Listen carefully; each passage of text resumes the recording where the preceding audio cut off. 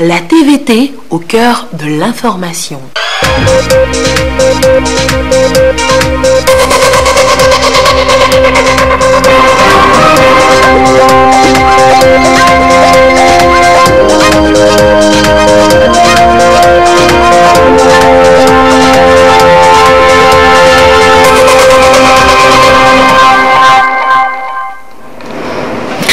Bienvenue sur la télévision togolaise pour le journal du soir. Tout de suite, le sommaire. 20,2 milliards de francs CFA, c'est l'accompagnement du FIDA au Togo pour la mise en œuvre du projet d'appui au mécanisme incitatif de financement agricole fondé sur le partage des risques PROMIFA, une enveloppe moitié prêt, moitié don, la signature de la convention de l'accord, c'est cet après-midi. La précision à suivre dans un instant. Le Togo, bon élève dans l'espace UMOA, le pays fait un bond qualitatif en 2008 en matière de la mise en œuvre des politiques, projets et programmes communautaires. La 4e revue annuelle a eu lieu ce matin. Les conclusions et recommandations issues de ces assises sont compilées dans un mémorandum remis officiellement au Premier ministre comme Selim Klasso cet après-midi. Et puis, ANARES, un logiciel de collecte et d'analyse des résultats scolaires. Ce programme informatique sera bientôt utilisé dans les établissements scolaires au Togo. La validation de l'outil a eu lieu cet après-midi. Voilà, pour les principaux titres, bonsoir et bienvenue aux 20h. Il est allé recueillir les orientations du chef de l'État à Fort et Zinania Singbe ce jeudi en vue de la réussite de sa mission. Bouraïma Abdallah, le président de la commission de l'UMOA en séjour à Lomé, a donc conféré avec le chef de l'État. Les échanges ont porté essentiellement sur les sujets concernant la vie de l'institution, la situation économique et comment diversifier le marché commun. La situation sécuritaire dans l'espace UMOA a été également abordée lors de cet entretien. Je vous propose de suivre les propos de Bouraïma Abdallah au sorti de l'audience. Il était au micro de Anol Kiliou. J'ai eu l'honneur d'être reçu par son Excellence Monsieur le Président de la République au terme de mon séjour ici à Lomé, où je viens de prendre part à la 4e revue politique portant mise en œuvre des réformes politiques, programmes et projets communautaires au sein de l'Union. Il vous souviendra que c'est ici même à Lomé, en juin 2012, que la conférence des chefs d'État et de gouvernement de notre Union a pris cette décision qui a été actée à Dakar en octobre 2013. Nous faisons cette revue annuellement dans chaque pays, c'est la 4e édition. Cette audience que le président de la République m'a accordée, c'est en fait une visite de courtoisie. J'ai saisi l'opportunité de ma présence ici pour lui faire le point sur la situation de l'Union et les perspectives, surtout à un moment où nous venons de célébrer le 25e anniversaire de notre Union, le 10 janvier 2019. Bien sûr, j'ai évoqué avec son Excellence, Monsieur le Président de la République, divers thèmes portant sur la croissance économique et la nécessité de continuer à l'intensifier et à la diversifier. Également sur la mobilisation de ressources internes pour consolider nos budgets, pour une bonne consolidation budgétaire. Nous avons également évoqué des sujets qui portent sur le marché commun, la diversification et l'identification des échanges intracommunautaires. Et bien sûr, dans le contexte actuel, on ne peut pas faire l'économie de problèmes de la sécurité. Sur toutes ces questions, nous avons pris acte des commentaires et conseils avisés du président de la République. Comme toujours, ces conseils nous enrichissent dans l'exercice de notre mission. Et après son entretien avec le chef de l'État, le président de la commission de l'UMOA, toujours à la tête d'une délégation, s'est rendu à la primature où il a remis au chef du gouvernement, comme Selim Klasso, le mémorandum contenant les conclusions et recommandations de la 4e revue annuelle des réformes communautaires. Cette démarche respecte les dispositions de l'acte additionnel de la conférence des chefs d'État et de gouvernement de l'Union, faisant des premiers ministres et chefs du gouvernement des pays membres de l'Union les présidents des revues annuelles. Gérald Agoudou. Présente à Lomé dans le cadre de la 4e édition de la revue annuelle des réformes politiques, projets et programmes de l'Union économique et monétaire ouest-africaine UEMOA, l'équipe d'experts de l'UEMOA, conduite par le président de la commission, a d'abord discuté avec le chef du gouvernement des conclusions et recommandations arrêtées lors de la revue. Le président de la commission de l'Union a ensuite remis au Premier ministre le mémorandum contenant les dites conclusions des travaux, tout en se félicitant des progrès réalisés par le Togo sur plusieurs plans. Et j'ai remis à son Excellence, Monsieur le Premier ministre, le mémorandum qui contient les conclusions et recommandations pertinentes issues de cette 4e édition à Lomé. 3 domaines sont visités au cours de la revue: la gouvernance économique, le marché commun et les politiques sectorielles, comprenant 116 textes communautaires. Le bilan est satisfaisant dans la mesure où le Togo a enregistré 2 points de progression en 2018, 64% de mise en œuvre d'application de ces 116 textes contre 62% en 2017. Il y a également d'autres évolutions très positives qui sont notées dans le mémorandum, notamment la croissance économique qui a fléchi en 2017 mais qui a rebondi en 2018, et la perspective 2019 est encore plus favorable. Il y a eu une forte mobilisation de ressources internes qui place le Togo comme seul pays qui respecte le critère de pression fiscale, le seuil fixé par l'Union. Il y a une bonne trajectoire pour le respect des 3 critères de premier rang à l'horizon 2019 fixés par le pacte. Il y a des évolutions positives en matière de réforme sectorielle où le Togo est aujourd'hui à presque 74%, notamment dans le secteur primaire. Je ne peux pas énumérer tous ces progrès. En dépit de toutes ces avancées, des défis demeurent à relever, dont celui relatif à l'insécurité et menaces dans certains États de l'Union. Une triste réalité que le président de la Commission compte combattre en collaboration avec tous les États membres. Le Premier ministre et moi-même, nous nous réjouissons de ces progrès, mais nous sommes aussi d'accord que le chemin restant à parcourir est long. Dans la construction d'un avenir commun, les défis sont nombreux, les défis naturels et prévisibles qui sont là, mais aujourd'hui est venu s'incruster un autre défi plus pernicieux et nauséabond qui s'appelle l'insécurité, qui nous coûte sur le plan humain et financier. Nous allons faire face à tous ces défis. Tous nos regards, aussi bien au niveau de la Commission que des 8 États, sont aujourd'hui braqués sur la manière dont nous allons en commun relever ces défis. Tout en félicitant le président de la Commission, les experts nationaux et ceux de la Commission pour le travail abattu, le chef du gouvernement a demandé au président de la Commission de l'UEMOA de veiller à ce que tous les pays soient au même niveau dans la transposition et l'application des tests réglementaires pour le bien des populations. Nous voulons, au niveau du gouvernement togolais, vous féliciter, Monsieur le Président, et tous les commissaires et avec tout le personnel d'appui pour ce travail et qui va renforcer l'intégration dans l'espace communautaire de l'UEMOA. Pour ce qui concerne le Togo, avec la détermination du président de la République et sous son leadership, nous allons faire de sorte que le Togo soit champion dans la transposition des directives et aussi dans l'application, puisque transposer est une chose, appliquer est une autre.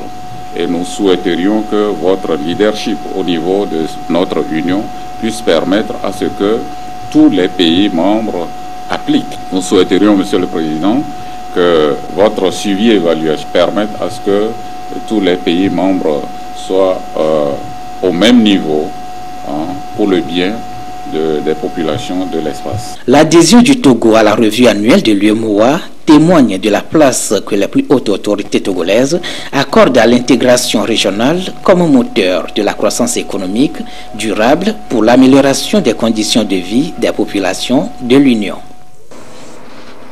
Et tôt dans la matinée, le chef du gouvernement, comme Islam Klassou, a conféré avec Martin Lissandro, directeur division Afrique de l'Ouest et du centre du FIDA.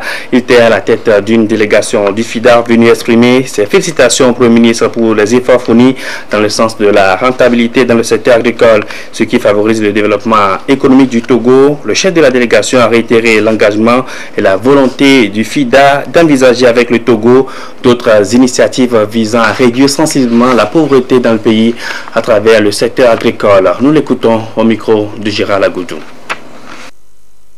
On est en train de visiter le Togo. C'est une délégation du FIDA, le Fonds international de développement agricole. Premièrement, pour féliciter le gouvernement pour tous les progrès qu'ils ont faits dans le démarrage des projets soutenus pour le FIDA. Cet après-midi, on va signer l'accord de financement d'un nouvel projet qui s'appelle le PROMIFA, en soutien des mécanismes incitatifs que le gouvernement togolais a déjà lancés. Et on a eu une très bonne conversation. On a discuté la manière dans laquelle le FIDA peut continuer à appuyer le programme national de développement, surtout sur l'axe 2 de l'agriculture et l'inclusion de la jeunesse et la création d'opportunités de travail pour les jeunes dans le secteur agricole. L'autre question importante était l'introduction de notre nouveau directeur pour le Togo, M. Laurent Stravato, qui est à côté de moi, qui a commencé, c'est la première mission de M. Stravatos. Il va être situé à Accra et on a discuté qu'il va être souvent ici pour appuyer le démarrage des projets.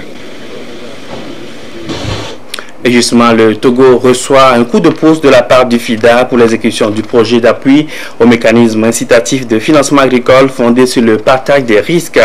20,2 milliards de francs CFA, c'est l'enveloppe financière allouée au pays. La moitié constitue un don fait au Togo et la seconde moitié est un prêt. La signature de la convention de l'accord de prêt, c'est cet après-midi. Nous reviendrons tout à l'heure sur ce sujet dans le courant de cette édition. Et pendant ce temps, à la nouvelle présidence de l'Assemblée nationale togolaise, Digbodi Yawa Tchegan reçoit des félicitations et des propositions de renforcement de partenariat de la part de certains parlements. Justement, elle a accordé 2 audiences ce matin au siège de l'Assemblée nationale. Elle a d'abord échangé avec Weidong Chao, l'ambassadeur de Chine au Togo, qui était porteur de messages de félicitations du président du Parlement chinois à son homologue du Togo. En seconde audience, la présidente de l'Assemblée nationale a conféré avec son homologue bissau-guinéen, Cipriano Kassaman. Ce dernier a réaffirmé la disponibilité de son Parlement à œuvrer de concert avec celui du Togo. Nous l'écoutons au micro de Ramdan Bassina. J'ai reçu en audience par son Excellence Madame la Présidente du Parlement. Tout d'abord, j'ai transmis un message de félicitations à son Excellence Madame la Présidente, un message de félicitations du Président du Parlement chinois, Li Zhanshu. Dans le message de félicitations, notre président du Parlement a souhaité plein succès à Madame la Présidente dans sa noble mission. Notre président du Parlement a aussi exprimé la volonté de renforcer la coopération entre nos deux pays et entre les deux parlements. Lors de l'audience, j'ai pu évoquer avec son Excellence Madame la Présidente les réalisation de la coopération entre nos deux pays et entre nos deux parlements. Nous avons exprimé la volonté de redoubler d'efforts pour intensifier cette coopération dans le futur, pour apporter une contribution plus importante au développement des relations de coopération amicale entre la Chine et le Togo. Et surtout, l'année dernière, le sommet de FOCAC de Pékin a été tenu avec grand succès. Son Excellence le Président Faure Etosimna Sibe s'est rendu en Chine. Il a eu une rencontre très réussie avec le président chinois Xi Jinping. Les deux présidents sont parvenus à un consensus important, ce qui a donné une nouvelle impulsion au développement des relations entre nos deux pays. Dans ce cadre-là, nous voulons renforcer la coopération sur le plan politique, sur le plan économique et sur le plan humain.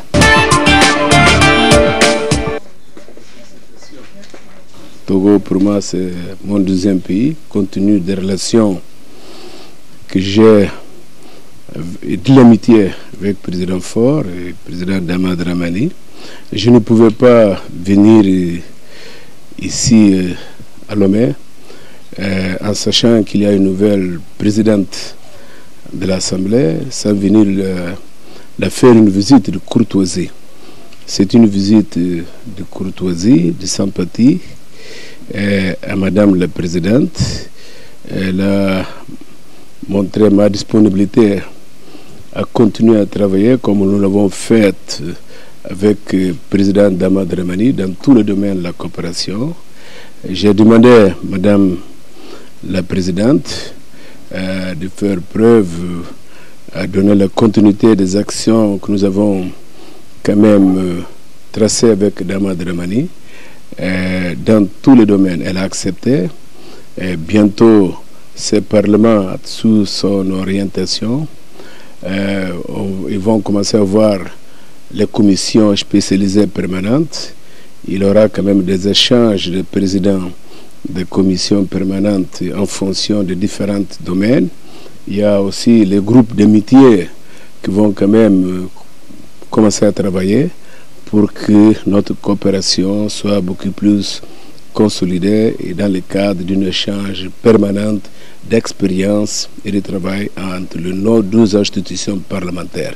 Je voudrais féliciter le Togo, en particulier le président Faure. J'ai toujours dit ça. Nous vivions un moment difficile de notre pays, de la crise de notre pays. C'est grâce à la sagesse du président Faure, en tant que président d'Union et de la communauté de la CEDEAO. Il a quand même fait tout pour qu'aujourd'hui la Guinée-Bissau partira en tranquillité aux élections législatives et présidentielles qui auront lieu bientôt dans notre pays. Donc je félicite le président Faure et au peuple togolais sous sa sagesse de nous avoir aidés.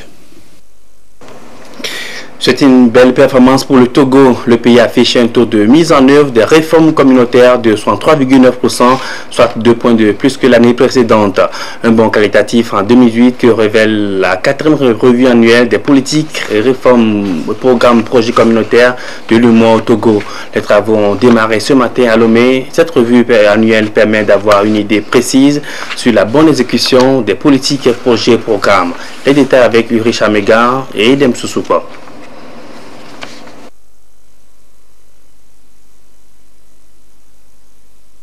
4e exercice de suivi annuel sur la mise en œuvre effective des programmes et projets de l'UEMOA, Union économique et monétaire ouest-africaine au Togo. La délégation de l'UEMOA et des membres du gouvernement passe en revue les résultats de l'évaluation faite sur le terrain en matière de réformes, des politiques, des programmes et projets de l'espace communautaire exécutés par le gouvernement.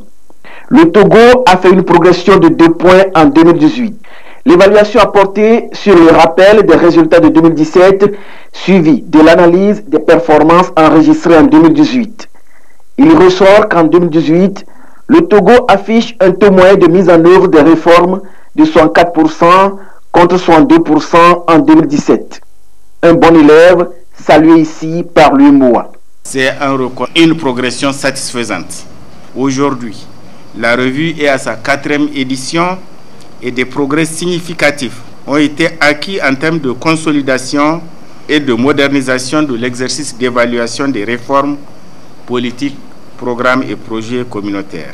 Cette revue se veut être un dispositif institutionnel de suivi permettant de s'assurer de l'effectivité de l'harmonisation des législations nationales, de la coordination des politiques sectorielles et de la bonne exécution des politiques nationales, programmes et projets communautaires.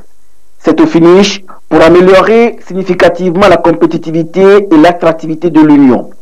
Au cours de cette rencontre politique, le Togo a réaffirmé sa bonne volonté à œuvrer davantage pour l'atteinte des objectifs de la communauté. Pour une mise en œuvre réussie du budget programme, il nous faudra aligner les organigrammes des départements ministériels sur les dispositions des directives adoptées par l'UEMOA et transposées dans notre corpus juridique interne depuis 2014. Au titre des réformes communautaires et projets exécutés au niveau du Togo, je voudrais souligner que les résultats de la revue dans le domaine de la gouvernance économique et de la convergence font apparaître un taux moyen de mise en œuvre de 55% pour les textes relatifs au marché public, au cadre harmonisé des finances publiques et à la surveillance multilatérale.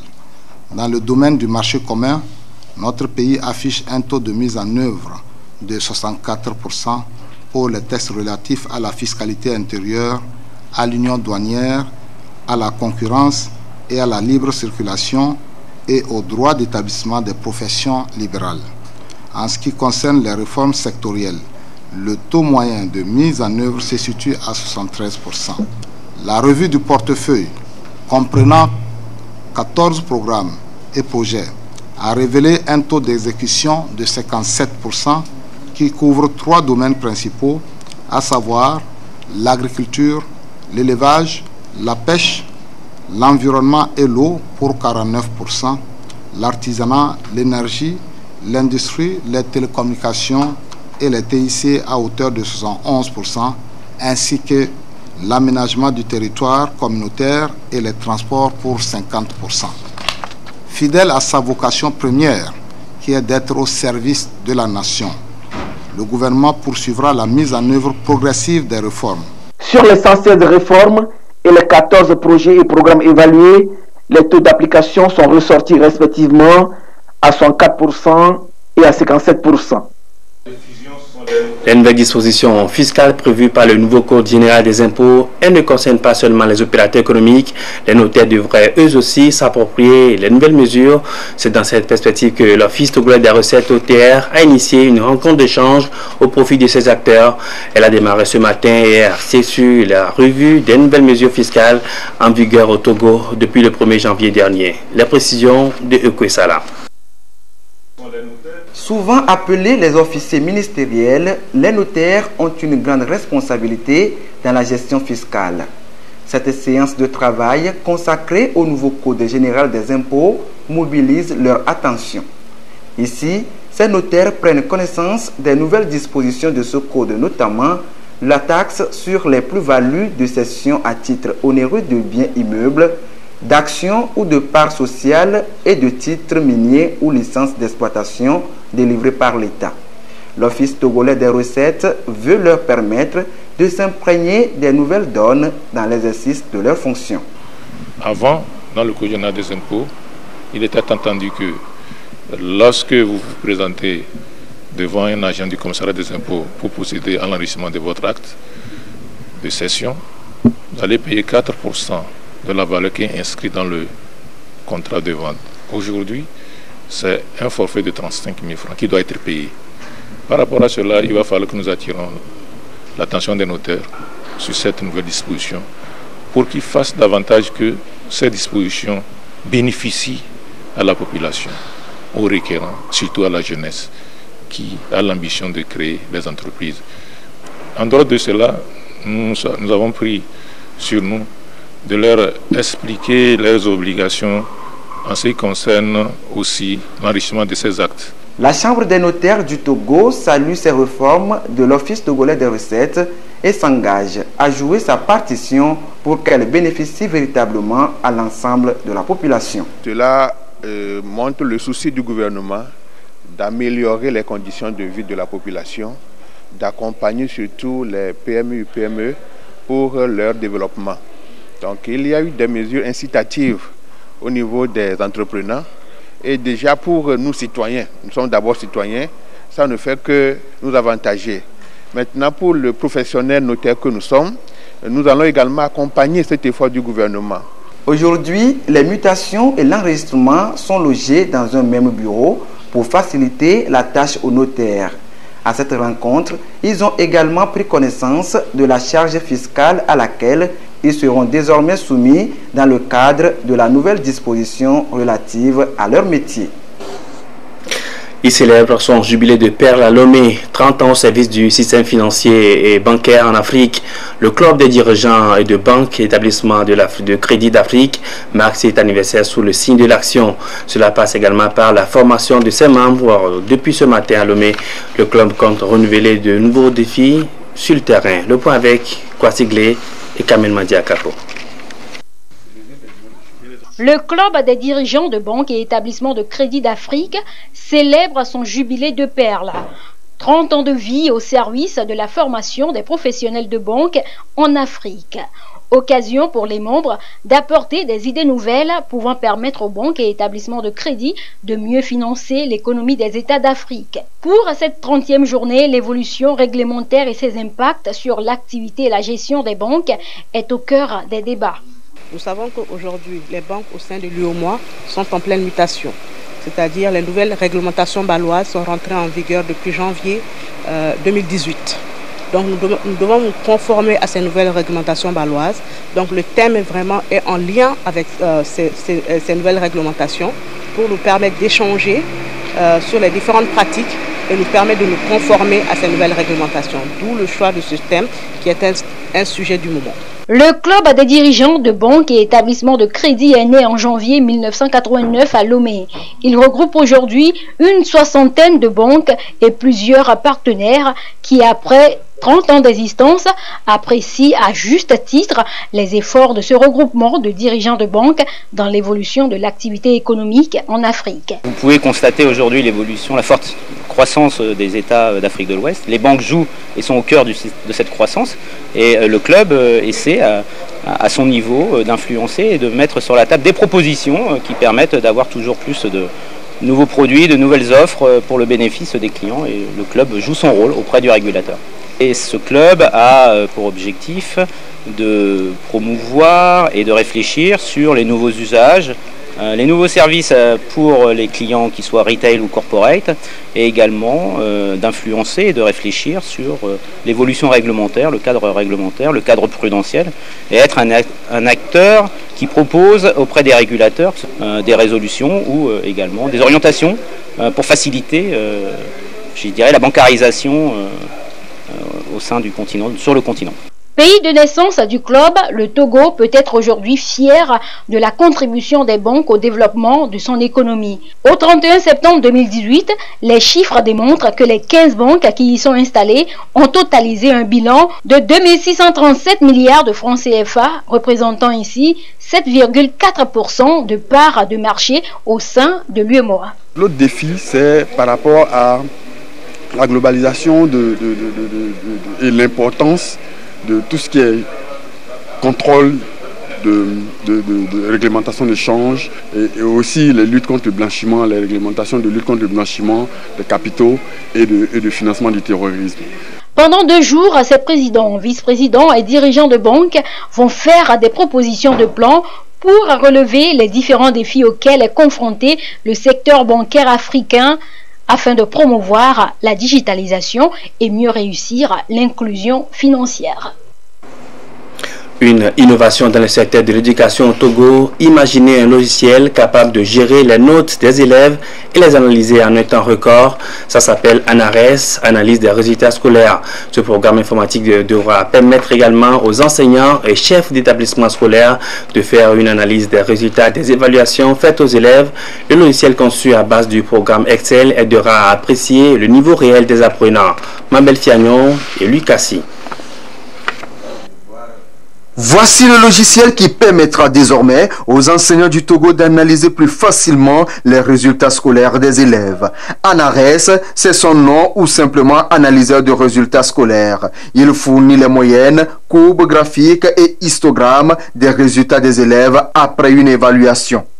Les interprétations obtenues suite à l'utilisation de ce logiciel permettent aux enseignants de juger du niveau et de la performance de leurs élèves. Ceci en vue de revoir leur méthode d'enseignement et de les adapter pour relever le niveau des apprenants et avoir un taux de réussite plus élevé. Cet outil, comme un tensiomètre, permettra à l'enseignant d'analyser. Parce que les notes en elles-mêmes ne disent pas grand-chose.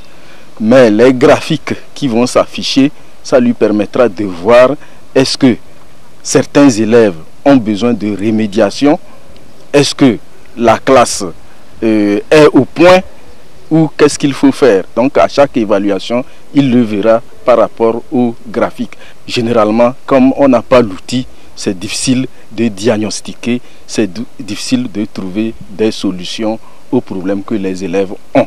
Un enseignant littéraire peut utiliser le logiciel. Il suffit de rentrer les notes, il voit les graphiques, on lui apprend à interpréter les graphiques. Il interprète et il voit les pistes de solution. Les calculs de moyenne sont faits automatiquement. L'écart type est calculé automatiquement et les graphiques sont générés automatiquement. La recherche d'une éducation et d'un enseignement de qualité passe aussi par les évaluations et la pertinence des analyses qu'elle dégage, d'où une importance capitale accordée à ce logiciel. Un guide spécial est conçu pour faciliter son utilisation. Lorsque un enseignant fait un cours et qu'il essaie d'interroger un peu les enfants, que ce soit en devoir, que ce soit en interrogation, que ce soit en composition, lorsqu'il étudie les moyennes de la classe, il doit s'interroger lui-même. Est-ce que j'ai bien fait mon cours? Si beaucoup d'élèves n'ont pas de bonnes notes, il doit s'interroger. Est-ce qu'il a bien fait son cours? S'il a bien fait son cours, bravo. Mais s'il n'a pas bien fait son cours, il doit essayer de reprendre le cours. Ou bien, s'il voit qu'il y a un groupe qui a des problèmes, il lui appartient d'approcher ce groupe-là et de mieux s'impliquer pour que les enfants là aussi comprennent. Une fois validé, ce logiciel et son guide feront objet de dissémination sur l'ensemble du territoire national. ANARES est conçu à base du logiciel Excel et n'utilise pas la connexion dans son fonctionnement. Il est à l'actif du Conseil national de l'enseignement supérieur. Un événement qui récompense l'excellence et la créativité des professionnels des médias au Togo. L'acte 2 du concours Les Lauriers du journalisme d'impact vient d'être lancé. Les journalistes togolais peuvent postuler à ce concours en envoyant une production diffusée ou publiée entre la période du 11 février 2018 au 11 février 2019. Le dépôt des candidatures sera ouvert le 11 février et prendra fin le 11 mars 2019. La compétition est initiée par les ambassades des États-Unis au Togo et la France, ainsi que le PNUD en collaboration avec ISICA. Les détails avec Lucassi.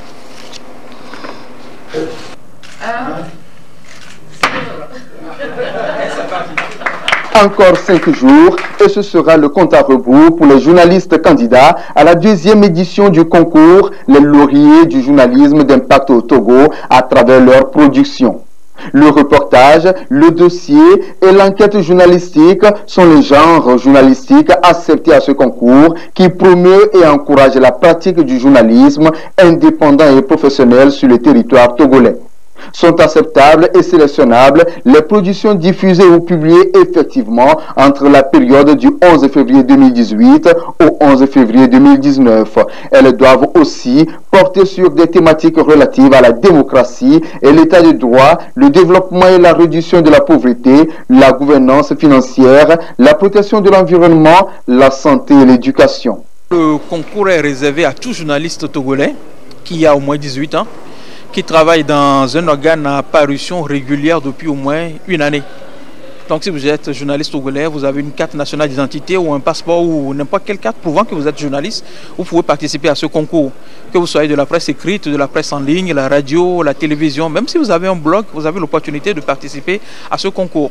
Si vous avez une production, un reportage qui dépasse les 20 minutes, vous saurez automatiquement que ça ne peut pas passer. Par contre, vous avez le droit de retoucher quelque chose que vous pensez être trop long, vous avez le droit de le retoucher avant de le soumettre au concours. Tout est disponible et tout se fera en ligne sur un site qui est le www.lji-togo.com. LJI, c'est Laurier du journalisme d'impact, lji-togo.com. Tout s'y trouve. C'est un concours qui est assez important parce que ça va permettre à tout le monde de voir que les journalistes togolais sont capables de faire de bonnes choses. Et cette année, je crois qu'il y aura des productions d'aussi bonne qualité que l'année dernière et qui va montrer à tout le monde que vraiment les journalistes togolais, il sait travailler dans les normes que tout le monde utilise, tous les journalistes utilisent dans le monde. Soumises dans les catégories presse écrite et presse en ligne, radiodiffusion et télévision, les candidatures sont recevables du 11 février à 0h au 11 mars à minuit. Le jury misera sur la pertinence et l'impact de la production, la qualité professionnelle et l'originalité pour sélectionner les 5 meilleurs de chaque catégorie à primer. Nous vivons dans une époque où il y a beaucoup de sources d'informations qui ne sont pas fiables, qui viennent par WhatsApp et de toutes sortes d'informations. Et donc c'est bien difficile pour les citoyens de savoir quelles sont les sources d'informations fiables. Donc l'idée de ce concours, c'est de promouvoir un journalisme très professionnel, très exact, et de promouvoir un journalisme qui donne des citoyens des sources d'informations fiables. Porté par les ambassades des États-Unis et de France au Togo, en collaboration avec le PNUD, ce concours prime les meilleurs journalistes togolais et les incite à exceller dans le professionnalisme en respectant les lois, les codes, les règles de déontologie et d'éthique de la profession. Les lauréats seront connus dans le courant du mois de mai. La page des sports à présent, Claude, bonsoir. Bonsoir Prudence. Le championnat national de football de première division sera ce week-end à sa 16e journée avec des affiches toutes alléchantes.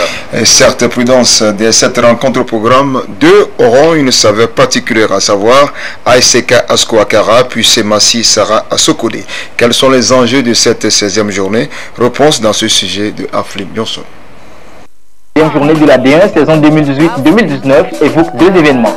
Le derby de la COSA qui oppose Asko à l'STK Akara, puis le classico entre frères Tim, Semassi de Sokode et Sarah FC de Bafilo dans le fief des guerriers de Tchaoujio.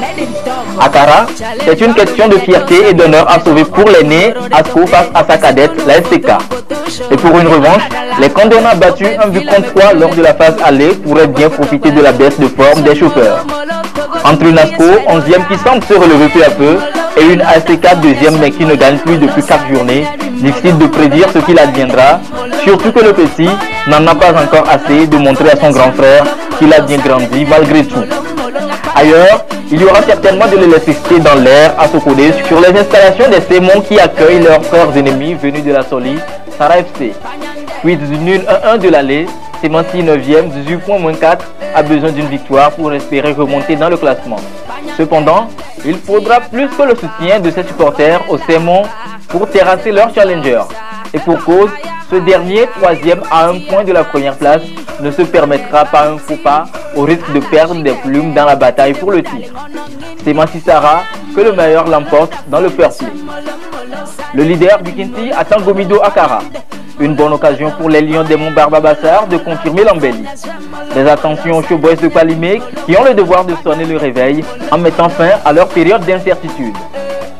En mal d'inspiration sur son terrain de l'état-major des FAT, le dynamique togolais rend visite à Fouadan de Dapaon. Peut-être de là viendrait un début de solution à l'instabilité de l'une ou de l'autre formation. Toujours au chapitre des inconstants, le tenant du titre, Koroki 7e, croise les crampons avec Marnata 4e. La lanterne rouge Bouelle Soudanero est à Lomé pour se frotter à l'Est OTR 5e. Les requins mâles tenteront de sortir la tête de l'eau face à un adversaire qui garde encore le peloton de tête à l'œil. Ça promet. Enfin, l'Est Togoport, qui est en quête de rachat, sera chez les Anges à Nochin. En 2e division pour le compte de la 14e journée dans la zone sud, l'on suivra un indécis en tente 2 à Gaza à Lomé. Il faut dire d'Atakpame premier, attend à domicile l'avenir d'espoir de Zio. Au nord, où on en est au 12e axe, Agoua de Koussountou qui mène le bal, se déplace à Pagouda. L'autre, AS Bina, est sur ses gardes. Et puis Claude, demain vendredi aura lieu la finale de la 10e édition du tournoi de football pour l'intégration scolaire des personnes handicapées. Où va se dérouler la dite finale?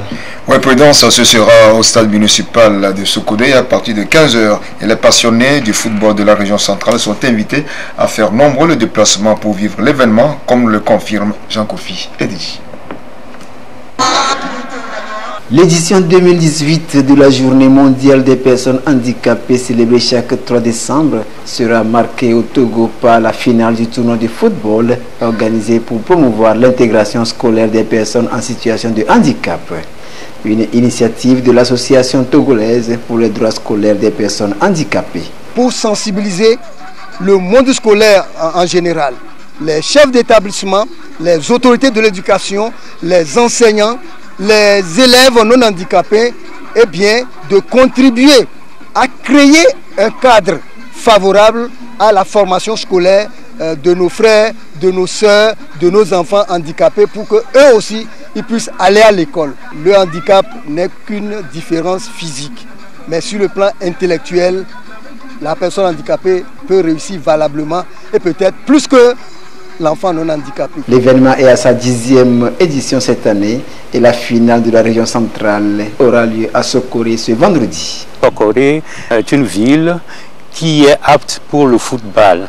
Et quand on parle de football, toute la ville est pratiquement mobilisée.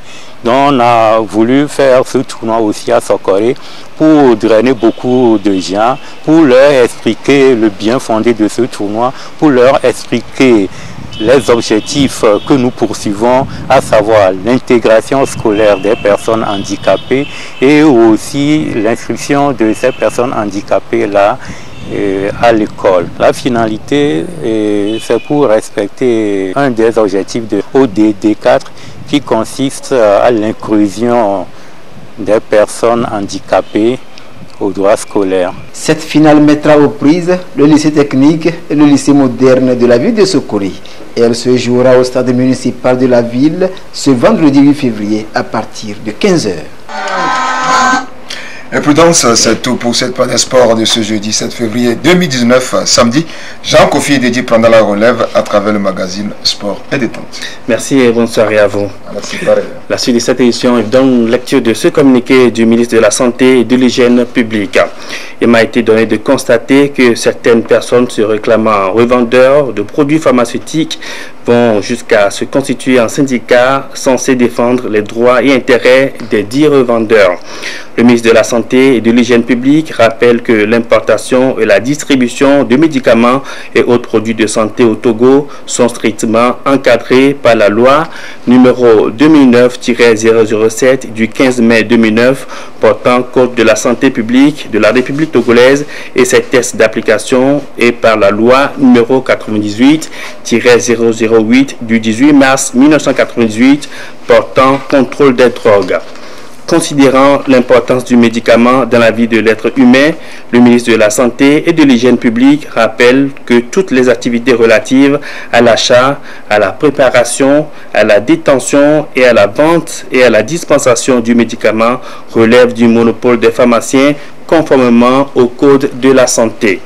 À cet effet, toute personne désireuse de travailler au développement du secteur pharmaceutique ou de mener une activité relative au secteur du médicament et des autres produits de santé doit au préalable justifier d'une autorisation délivrée par le ministre chargé de la Santé. Les contrevenants aux dispositions ci-dessus énumérées s'exposent à des sanctions prévues par ces différentes lois et à la rigueur du Code pénal de la République togolaise. C'est un communiqué signé par le ministre de la Santé et de l'Hygiène publique, le professeur Moustapha Mitsiyawa. Et puis, sachez que le Togo reçoit un coup de pouce de la part du FIDA pour l'exécution du projet d'appui au mécanisme incitatif de financement agricole fondé sur le partage des risques. 20,2 milliards de francs CFA, c'est l'enveloppe financière allouée au pays. La moitié constitue un don fait au Togo et la seconde moitié est un prêt. La signature de la convention de l'accord de prêt a eu lieu cet après-midi au ministère de l'économie et des finances. Nous reviendrons plus en détail sur ce sujet dans nos prochaines éditions. Et c'est la fin de cette édition. Merci à vous qui l'avez suivi. Retrouvez Pièce sous support à 22h30 pour l'édition de nuit. Excellente soirée à vous.